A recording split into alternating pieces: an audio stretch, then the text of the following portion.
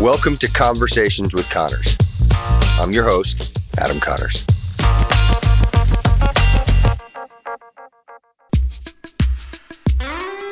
My conversation with Nick Passarelli today was fun and fluid. Nick has a lot of energy, his passion is contagious, and he's professional and as personal as they come. He's just a tough guy not to like. It's clear that he's on top of his game and just gets it.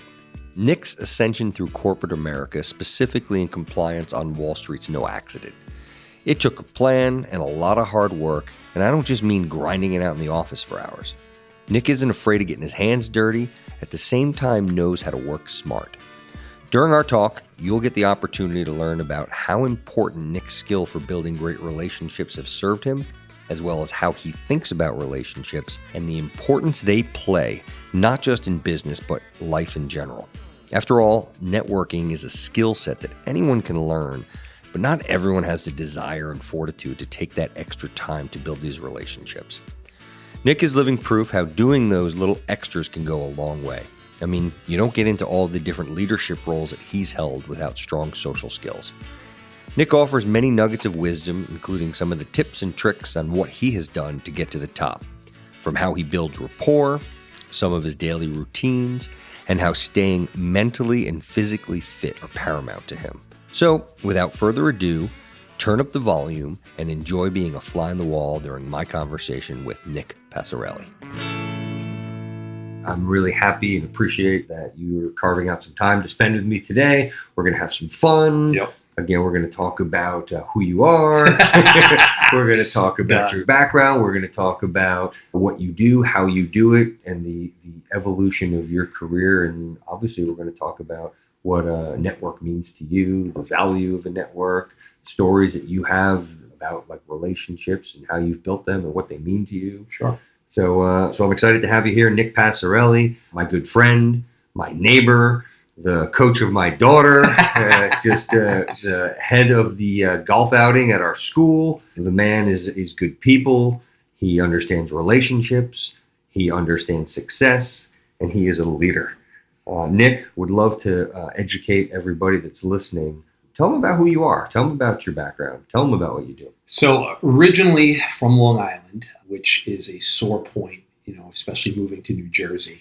The thought of Long Islanders having to cross two rivers to come and see me just doesn't work. Born and raised on Long Island, moved into Brooklyn when I was 22. So I went to undergrad at St. John's, got a degree in psychology, then pursued my MBA in something called industrial and organizational psych. Not to bore you with all the details, but essentially it talks about psychology in the workplace, more focused on human resources. My first job was at Price Waterhouse. I worked there in their HR department for 4 years. Then I moved on to Prudential Securities, which is no longer around, but I was there for a year and a half. After 9/11, I was tapped on the shoulder as a part of company-wide layoffs. But as opposed to looking at it as, oh my goodness, what am I going to do next? It was a real opportunity for me to kind of rebrand myself and rebuild. And it was really my first foray with resiliency, being out of work and really having to tap into my network and having to really dig deep in terms of that next opportunity, which finally came in January 2003. I had a consulting opportunity with my previous firm at Kellogg Group, eventually became their director of HR, which became a role in compliance, which became a chief compliance officer role for one of the divisions in 2005. Did that for about 4.5 years, and now I'm with my current firm, DealerWeb, since March of 2009. Wow, you had a quick ascension to being a chief compliance officer. That's something that typically takes a lot longer and is held by people that have different experience. How did that come to be? So it's funny you mention it. What happened was there was a combination of a need for the role and my interest in it. So I had a very good working relationship with the person who ran our institutional sales desk. And I had said to him, I've been working in compliance for the past year and a half, even though my background is HR. I would really like to see if this is something that could transpire into a full-time role. I presented it to him. He immediately said, yes, you'll need to get your Series 7, your Series 14, and your Series 24, which are regulatory licenses that the industry required. So in a matter of 5 weeks, I was able to obtain all of them. I really locked myself in my room, and my wife, who was my girlfriend at the time, was incredibly patient with me. but it happened. And in January 2015, I was named in that spot. And for me, one of the things about that role, it really was baptism by fire. I took, my work experience, brought it into a compliance type of environment.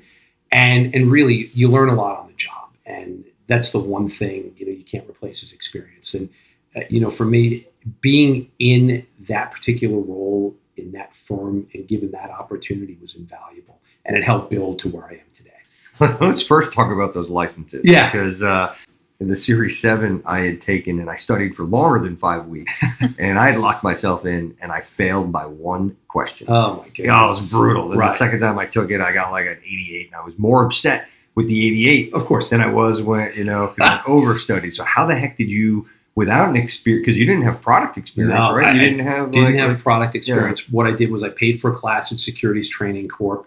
I took a lot of practice exams. That's really, at least back then, and I think it's still the case today, repetition, and I was able to see a number of these questions verbatim. That was the first hurdle.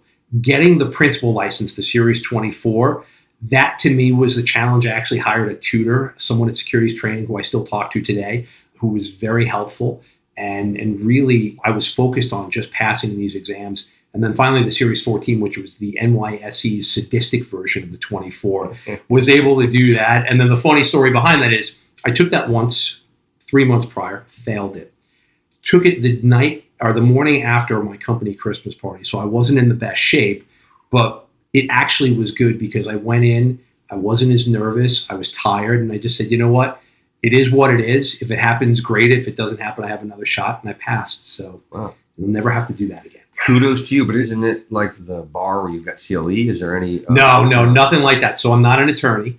My wife is. I'm not an attorney. So the only thing that I'm required to do is take continuing education through FINRA every 3 years. Gotcha. That's it. Okay, great. What was the draw to compliance? Did you have a foreshadowing of what was coming down the pike? Or Yes. was it... I viewed compliance a lot like HR back in the early to mid 90s. It was something that people were just kind of falling into. It was a need at a lot of these financial firms, but it wasn't something that people were coming out of school with and saying, okay, I want to work in compliance. It just happened to be one of those support roles that became more and more important as regulation continued to evolve. So for me, when I started at Kellogg, I said, wow, I can see there being a real need for compliance. As the markets continue to evolve with technology, there's going to be more of a demand for these people in-house. So I shifted away from HR and into that role. And it's been something that's been fantastic. I've been doing compliance for the better part of 15 years now, and I have no regrets. It was a great move. Yeah. There's so much demand for it now. We'd actually just had a conversation last week with a gentleman by the name of Frank Napolitani. Mm-hmm. Frank, if you're listening, I apologize if I didn't get your name right. But, and Frank works for Eisner Antner, right. And I'm sure you're familiar with who they are. And, you obviously, he didn't touch upon, he actually focused on a lot in terms of the needs and the demand for compliance and how important it is. And it's not going anywhere. No, absolutely. Whereas a lot of the other jobs these days, especially on Wall Street, are going the way of the dodo, not compliance. Exactly. Compliance, though, even myself. So I used to trade. I was sitting in a quote unquote front office role and been in other capacities. And a lot of times the guys in compliance get a bad rap. It's a really tough, you're in a tough spot. You're looking out in the best interests of the company. You have a fiduciary capacity. How do you establish the relationships with these guys and kind of touch upon what that hurdle might be, or if it is a hurdle, and if so, what you're doing to earn their trust? So I think the first thing, which is crucial, is to establish that you're working with them and not against them. That the regulators, whoever they may be, whether it's FINRA, the SEC, the National Futures Association, whomever, have responsibility and oversight on your firm. Your job is to make sure that these people are following these rules, as well as any internal policies and procedures that you need to set forth. So the first thing is that you're a business partner. They need to understand that you are a business partner. Come to me with any issues, be proactive. Don't wait. And I'm dealing actually with something right now, to that point. Don't wait for something to blow up and then come to me later and expect me to clean it up, which I'll have to anyway, but it's better to work proactively. So I have an open door policy. People can come into my office anytime. They know how to reach me. I'm available through Bloomberg, email, cell phone, whatever the case may be. And I want people to just be proactive, which I think I've done not only in my current firm, but at my previous firm, where people were very comfortable in talking to me, because you want them to focus what they have to focus on, whether it's trading or operations or whatever, and not have to worry about this stuff. And the more communication they have with me, and the more that they can discuss these issues before they happen, everybody. Yeah. And then separately, having a proactive relationship with the contacts at these regulatory agencies, for me, has been so important, because having them understand what our business is, what we do, what are the types of products that we engage in, so that when they come in for exams or they send inquiries and whatever, we can proactively work and say, no, we don't do investment banking, or we don't do research, but here's what we are, involved with. And the more that I can speak with these people, having them understand what we do, the better it is for everybody in terms of efficiency. Tell me about those relationships. Who are the people? Is it a challenge to establish these relationships? Do they appreciate your proactivity? I'm sure it's some of both. So I have relationships with very senior people at these regulators, and I can say this, they're very appreciative of it. They are people just like us who have a role and have responsibilities within that role. But unfortunately, a lot of times it's the perception which is greater than the reality.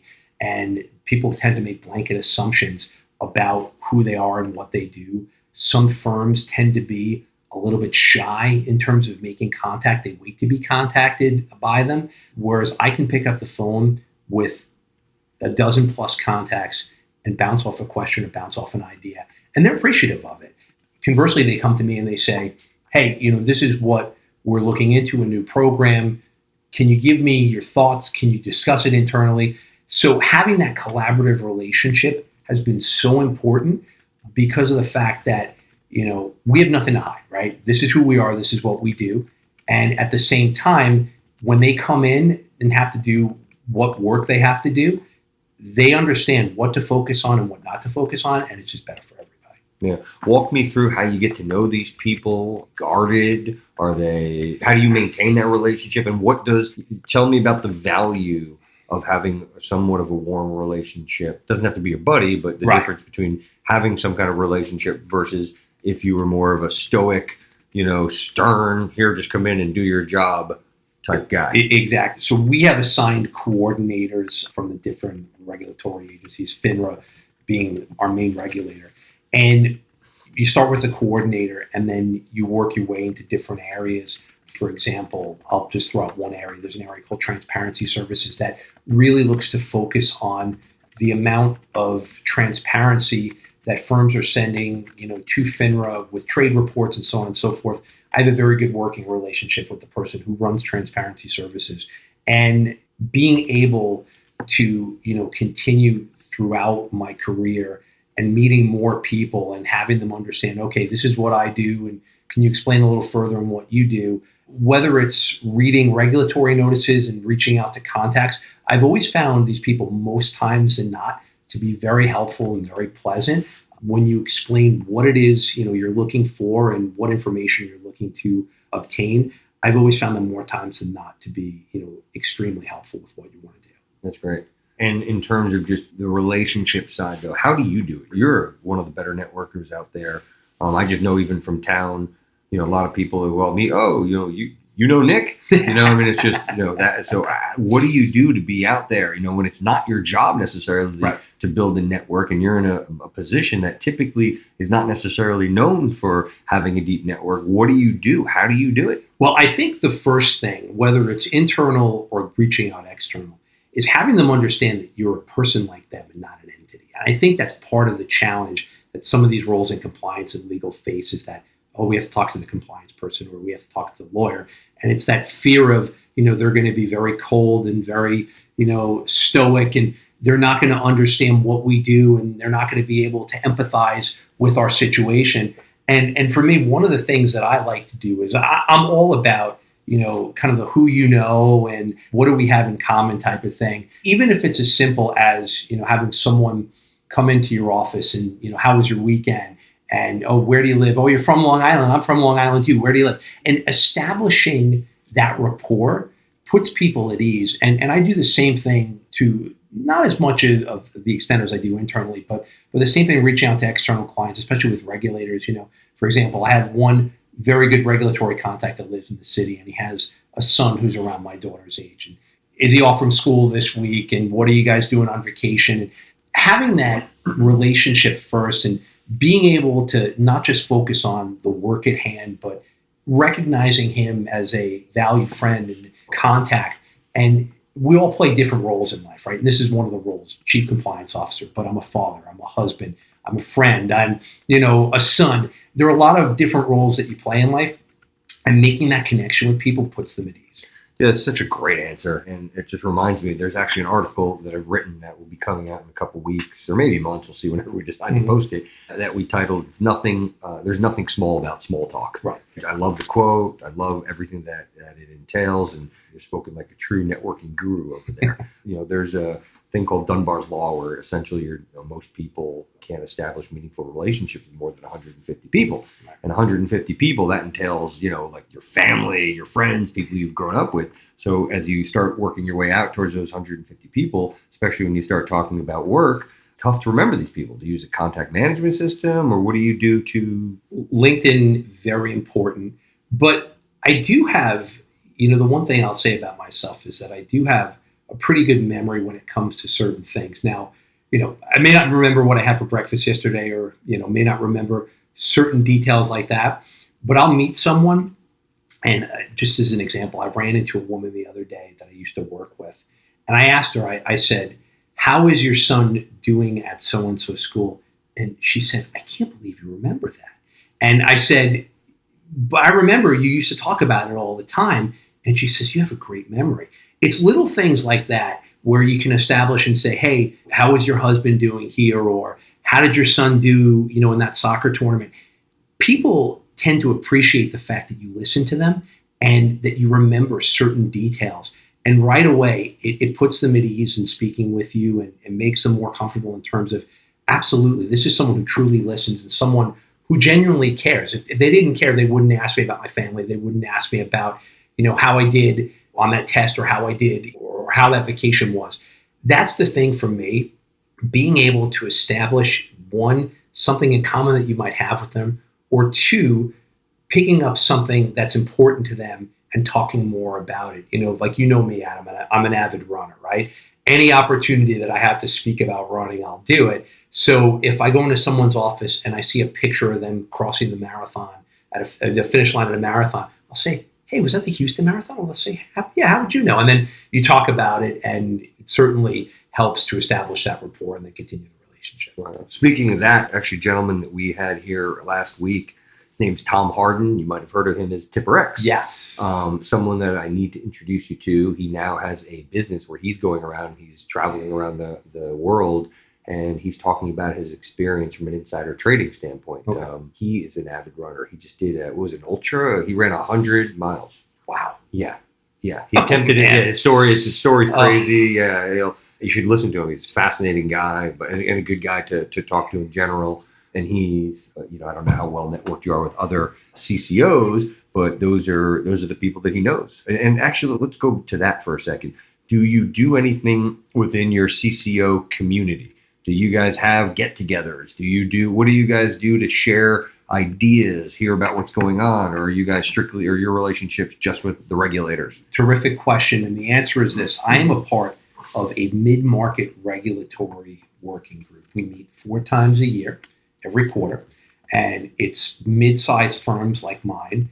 And we talk about all the different issues. In fact, the person who runs the group gets guest speakers from FINRA and from other areas, and we discuss relevant topics that are important to us, topics that we are all facing, and we bounce ideas off of one another. So yes, I am a part of one group. I do attend a lot of the SIFMA compliance and legal lunches, CNL. In fact, I'm going to one next Wednesday. Robert Cook from FINRA, the CEO, is going to be speaking. So it's a good opportunity to talk about some issues with him directly. But also, I speak with a number of different contacts at my clients every single day. They know how to reach me. They know what's important to them. They can talk to me about their issues. So every day, whether it's through work, through networking, or through these different events, I do keep in touch with a number of people in the industry. You know, you've already mentioned a lot of different groups. What most people don't realize is that we're all sitting within a tremendous amount of networks, whether we realize it or not. So just in the course of this quick conversation, we talked about schools. That's like one network, you know, within the people that you have. Not only are you've got your own schools, you've got your alumni, you also have our kids' schools. That's one. You just talked about work. That's another group, a networking group. We talked about the regulator world, which I guess still falls into the work group, but there's also vendors and things of that nature. Running, huge. It's a huge network. I mean, that's a lot of different groups and it's a lot of balls to juggle. But you seem to be doing a really good job of doing that, more so than probably 99% of the people that are out there. And that takes a lot of work. How much energy, and I know you're conscious of it, but how much energy does that take and how important is that to you? It's very important, and it does take a lot of energy. I mean, my day starts really early. I mean, you know, most days I'm up at 4:45, whether it's going for a run or going to the gym. My day starts early because I know the second that I get home, my kids are up, we have to get to school, and the rat race begins. So really, it's important for me to, one, get the things done that from a personal perspective, I need to help get through the day. And exercise is a big part of that. My wife's very much into that as well, whether it's through local bar or elliptical or running. We are both very physically active because it helps set the tone for the rest of the day. And, you know, different people have different ways to cope with stress. Physical activity is mine. But also, too, it's important for me, you know, outside of work, to continue those relationships that I value. So I run with literally a half a dozen different people. I can run with one guy, you know, one day, and then another person another day, and another person another day, depending on their schedule, depending on my schedule.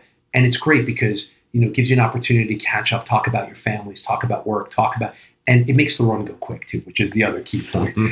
You know, if you're running 6 miles and, you know, it's 10 degrees out there and you're by yourself, man, it's a long time. But if you're with someone and they're struggling with you, you know, there's power in numbers as always. But also too, even last night, we had our first meeting for the golf event that we host in Hoboken. And it was great to see the people that I haven't seen in months and to talk about, you know, not just planning the event, talk about what they've been doing for the holidays and what they have going on for spring break. So it's important to continue these relationships because the one thing, you know, it's people who can excel in these types of situations that are able to continue from a resiliency standpoint. Because once, and here's what I found out Adam, when I lost my job back in 2001, you figure out real fast which contacts you have based on your role and which contacts you have based on you. And that, to me, was a lesson that a lot of people learn, myself included, the hard way, because when you're not working and you're not in that role, and some of those people that you talk to all the time don't return your calls or don't return your emails, it's not only disappointing, but it's a great lesson because now you can sit there and say, okay, it looks like I can't rely on this person. But at the end of the day, it also makes you more, you know, focused on yourself and more resilient to say, you know what? I'm going to continue on. I'm going to focus on the relationships that I do have and the people that will help me, and you move on from that. You couldn't have segued any better to what the question I was just going to ask you. So that was really fortuitous. In that vein, what are the qualities that you look for in reciprocating relationships? So for me, someone who understands, one, what I do, right? Because a lot of times people will reach out to you and say, oh, you're the chief compliance officer, but it's in an area that's not focused in what I'm doing. Now, I don't dismiss that person. I say, look, you know, I can certainly refer you to someone over here, but we should keep in touch if there happens to be any crossover. For me, some of the other things, it's just having people understand, one, you know, what your role is, but also two, they need to know what it is that, you know, you can provide and bring to the table. But having that understanding that at the end of the day, you know, hey, even if we don't have an opportunity to do business right now, there could be opportunities down the road. Let's keep in touch. Let's talk about what you're working on. Let's talk about, you know, some of the things where there could be some connectivity down the road. I think a lot of times people tend to be dismissive if there isn't a great fit right away. It's like, oh, that's not the kind of compliance you do. Well, whatever. Sorry about that. It's like, hold on a second, and the people that I've been, speaking with for the longest time, their roles have evolved over the years, just like I have. But we've always been able to find that common link that, hey, you've gone from HR to compliance. Is there something that I can assist with, or do you have a need in this? So really, it's just getting to know the person, getting them to understand what it is you do, but also continuing that relationship if you both value to do that, and hopefully, there is something down the road where there might be some common ground. Yeah, so it's not as transactional. Exactly. Yes. Yeah. We're kind of like the hit it and quit it. Yeah, exactly. no exactly. Hit it and quit it. Yeah, it's I guess similar metaphorically to what you do in your spare time. Relationships are a marathon, it's not a sprint. Exactly. Good point. Yeah. So I want everybody to get an opportunity to get to know you on a more personal level. I've got a section that we do. It's called my rapid fire section. Let's hear it. Some quick questions. Love it. Yeah, short answers, just to give people a better understanding of you at a more personal level. Right. Ready to rock and roll? Let's do it. Talk to me. Introvert, extrovert, centrovert. Extrovert all the way. All the way. All the way. All right. Absolutely. Nice. You're owning that. Yes. You talked about getting up early in the morning. But what time do you go to bed? Or maybe I should just say, how many hours of sleep are you typically getting a night? So ideally, I would be getting 6 to 7 hours of sleep. But I think it's usually in the 6 to 6.5 hour range. I'm going to call challenge because you respond on texts or emails at all times. So yeah. So the fact that you're saying 6 or 7, I'm going to say challenge. Okay. Yeah. In terms of, I think I probably know the answer to this one already just because your response time. But where's your cell phone when you go to bed at night? Next to my bed, which is probably not the best place for it, because the first thing instinctually you do when you wake up is to go for your phone. You want to see if you've missed anything. Yeah. And, not good at 1 a.m. or 2 a.m., but, what I'm trying to be better at when it's time to relax and it's family time, putting the phone aside.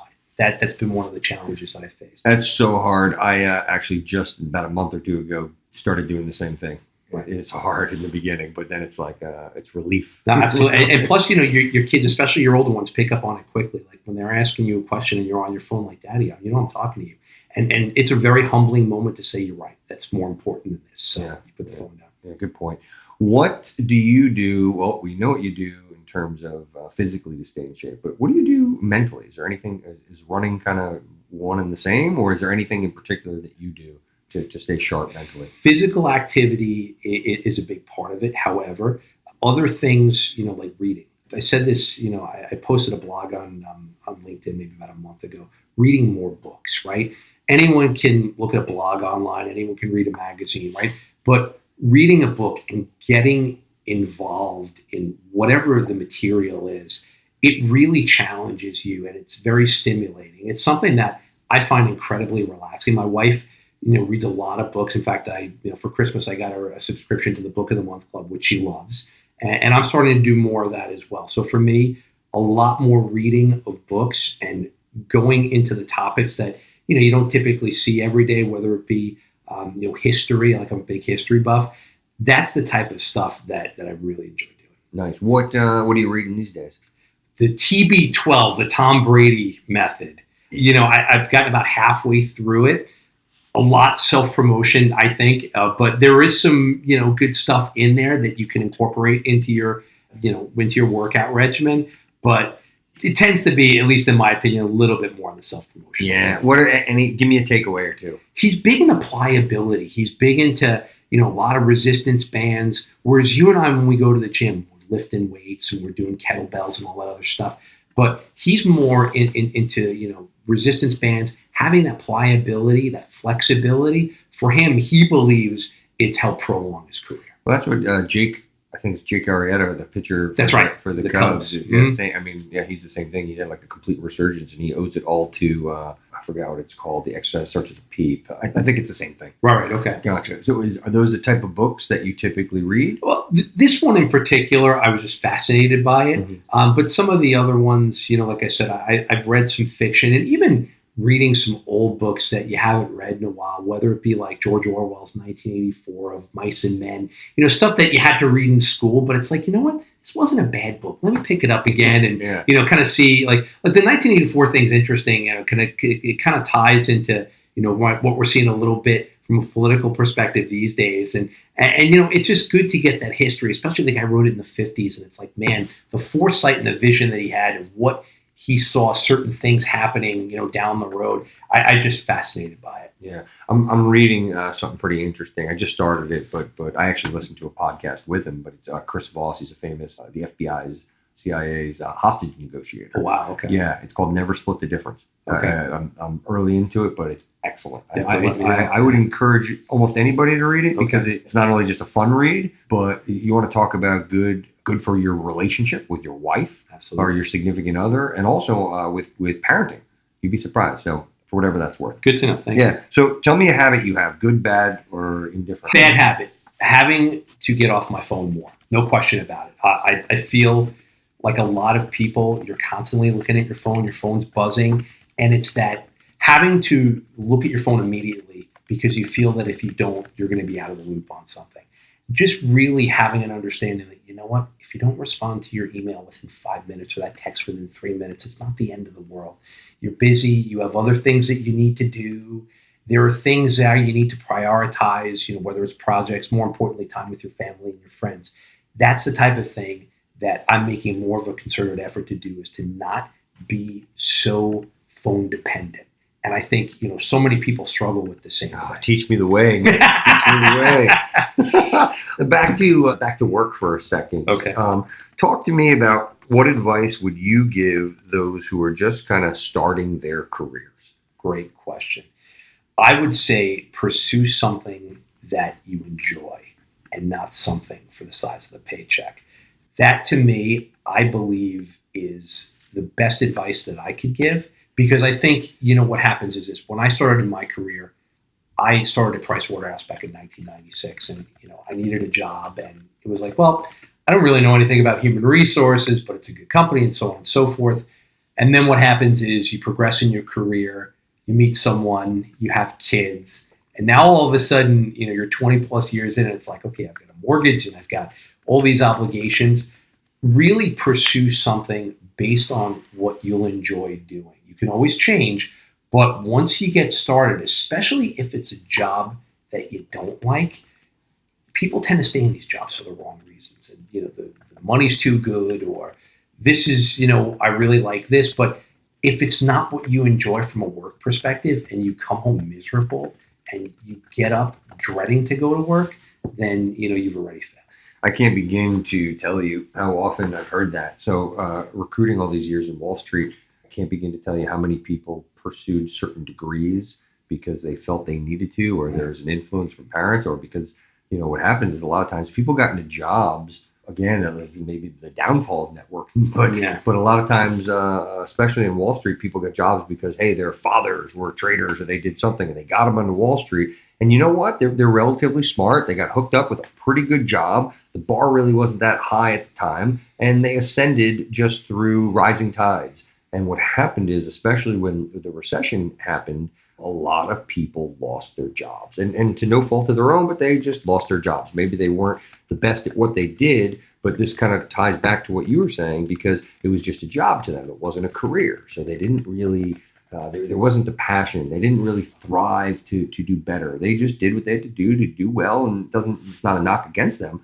But then they had an epiphany. They got fired. They didn't like it. They didn't spend that time to build the network in their area because they just didn't care. And there are people that I have talked to still today, from going back to 2008, that either haven't gotten work or they're not working in the field of their desire, and they're not happy people. And their life's been turned upside down. They've had to sell homes. Some have lost homes. And so your advice is well taken, and an effect that happens because of that. So I think that's great advice, Nick. Anything in terms of, is there a certain attribute that you believe more people need? Resiliency. Resiliency all the way. Just to your point, you're mentioning people who, let's just use Wall Street, for example, right? Technology has eliminated a number of different jobs. And the technology that's come out in terms of trading and so on and so forth, certain roles have evolved past others. So when you're doing something that might be no longer needed or is considered outdated, what do you do to continue on if you want to stay within that industry? More times than not, you see people go the route of the dinosaur. And the lack of resiliency combined with a general sense of apathy. And where I saw this was on the floor of the New York Stock Exchange, where a lot of brokers who saw the electronic handhelds coming in, I think it was back in 2006, many of them threw up their hands and said, it's over, it's done, it's this, it's that. But I know a handful of brokers these days who continued on in their careers and said to me, look, I'm not going to make the kind of money that I used to. I'll have to work twice as hard, probably make half of what I did. But you know what? I can continue to earn a good living.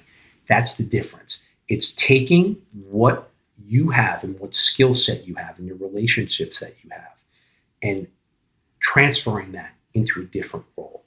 And more times than not, people don't seem to have that ability to understand, one, what they bring to the table, and two, that it can be used elsewhere and continue to be productive.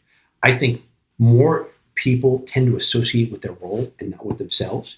And it's a huge problem. Great way of putting it. Yeah. What's keeping you up at night these days? For me, the ever-changing regulatory landscape, but it's something I've been dealing with for the past 15 years. It's having the regulators understand, as business gets tougher, as more regulation continues. And I had someone ask me this other question. They said, it's got to be good with Trump, right? He's like throwing out all these regulations. And I said, well, to be honest, I've never been busier over the past few years because, one, it takes months, if not years, to unwind regulation. It doesn't happen overnight. And two, there's a lot of pressure on the regulatory agencies, the ones that are existing, to do more from a regulatory standpoint and from an oversight standpoint. So for me, as my businesses continue to get involved in different areas, especially newer areas, that's the challenge, right?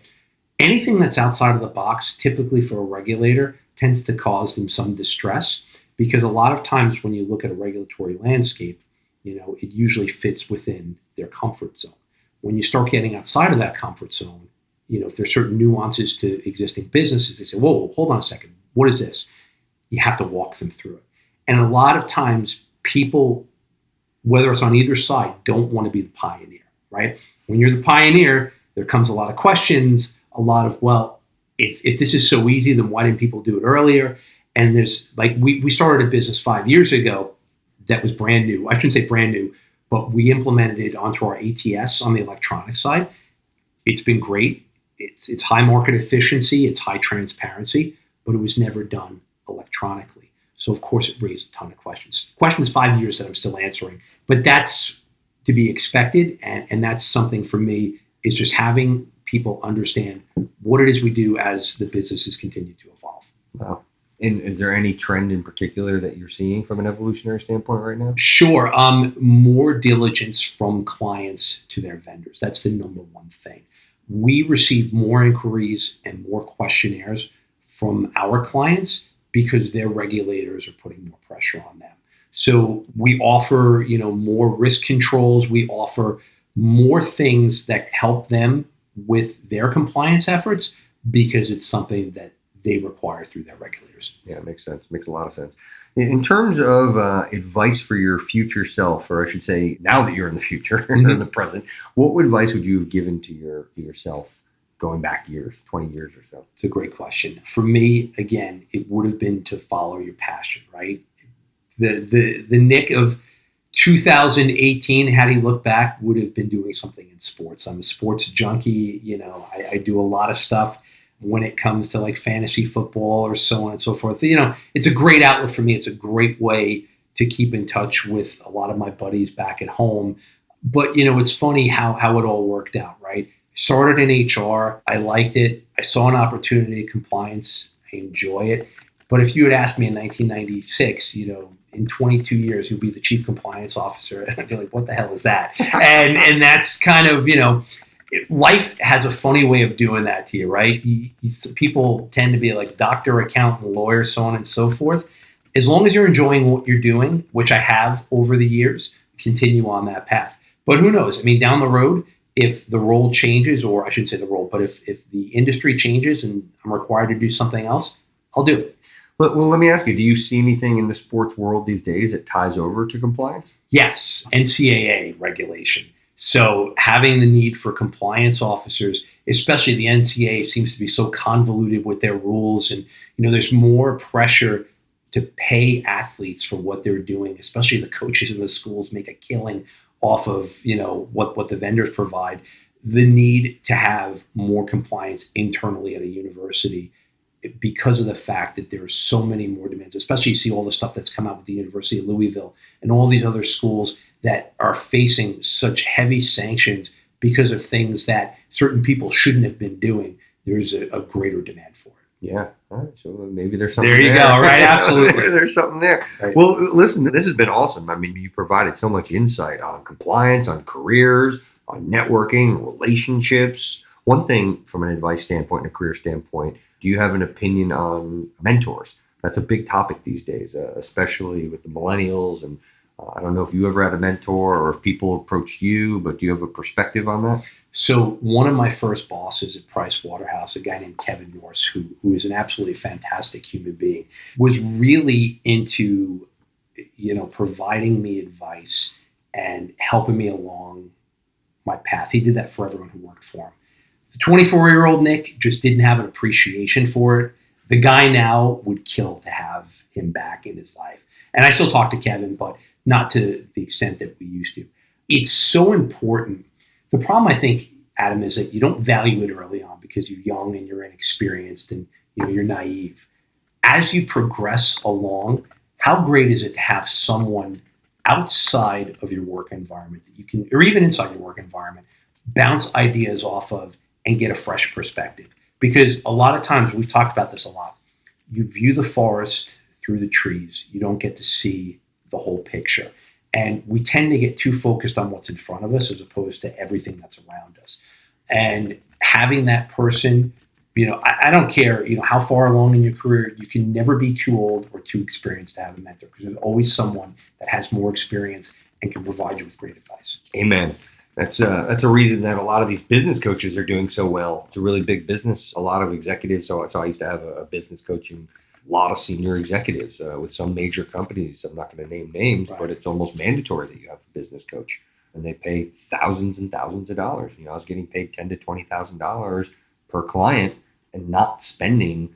I spent a lot more time than I even contractually had to. Right. But it just shows how important and how much value some of these organizations believe in that. It's essentially a paid mentor, but the value is tremendous. Absolutely. Talk to me about who is the most impressive person that that you could pick up the phone and call right now, and who is that person and what makes them so impressive? So I'm going to be a little corny here, and I'm going to say my wife. And the reason why I say that is because my wife was raised by a single parent at the age of 9. It was just her dad and her brother. And she worked hard.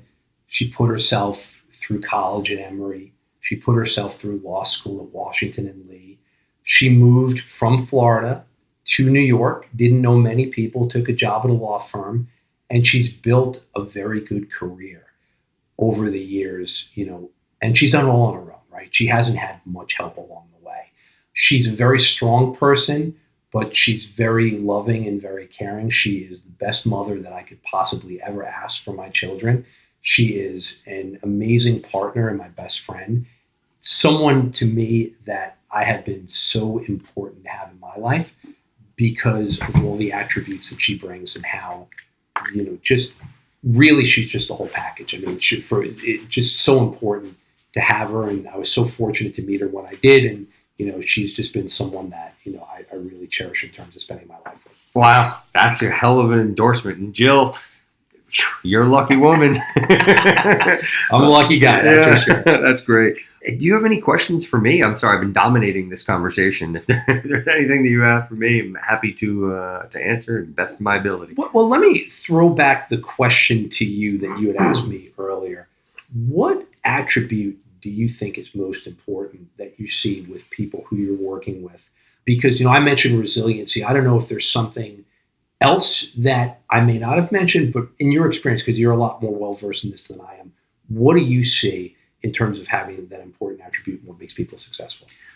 That's a loaded question, and that's a great question. I'm really impressed that you were able to answer it the way you did on the spot. It's funny because as I'd asked that to you, I was thinking about it myself, and wow, it's really hard to nail one thing. I guess if I was put into a corner and I had to come back to you, I guess I'd first start with, unless you have one really dynamic skill set that you're able to master, I think you need to really have an ability to be flexible and reinvent yourself, especially with what's going on today. There, with technology, AI, you've got businesses, significant amount of businesses that are shrinking. You've got the way the world is changing so much. You don't go on to the days of working for one company and retiring. I'm a little outdated. I got this statistic back in 2011 or 12, but my parents' generation, my parents are late 60s. During their generation, the average job was less than two.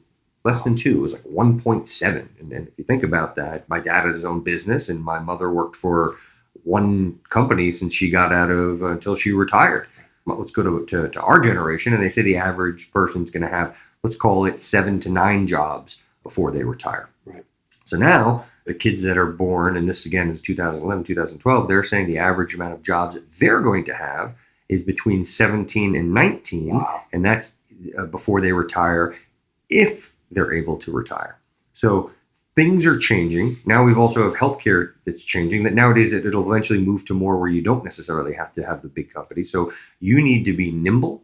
You need to be flexible, which also leads me to, one of the reasons why I really started Networking Wise, because the relationships are so important. I can't stress it enough. Back to the days of when I owned the recruiting firm, I would always ask people, what would they do differently? And outside of not being in the field that they were in, and that was usually more of like kind of like a joke, but the people that were real hitters almost unanimously would tell me that they would have either built a bigger network, they would have nurtured their network, or just something came down to networking. Sorry that I couldn't give a really short, succinct answer like you did. That's great. But that's an excellent question, Nick. It really is. And to add to your point, right? I think our generation in that Gen X category is really going to have a shift in terms of redefining what retirement means. I don't think that you and I and people that are around our age are ever truly going to be retired.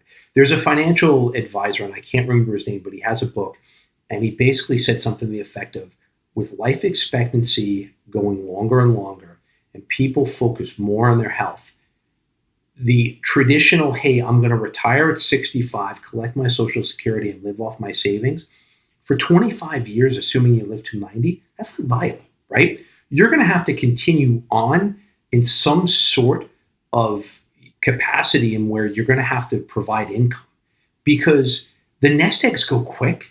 There are situations in the marketplace where if the market goes south, it can wipe out a lot of what you saved. So I think what you're going to see are not being truly retired in the sense of way that our parents went, but more along the lines of being more in a part-time capacity, 70s, 80s, even into the 90s, if you can do it both physically and mentally. I would agree. Well thought out. I think that's great insight. Nick, you've been awesome. You've articulated really well your thoughts, your ideas. There's been a ton of information, things that people can learn from you, and I hope they've really just enjoyed our conversation. So thanks for having me. No, thank you. This has been great. I'd love to do it again. Awesome, and maybe we will. Okay. Nick Passarelli, take 2. Great. I really hope you enjoyed this conversation as much as I did. If so, check out some of my others on conversationswithconnors.com. If you're someone looking to build a business, increase your sales, or make a career change, go to networkwise.com. There, you'll have access to a bunch of resources that can help you get started. Thanks again, make it a great day, and remember to always network wise.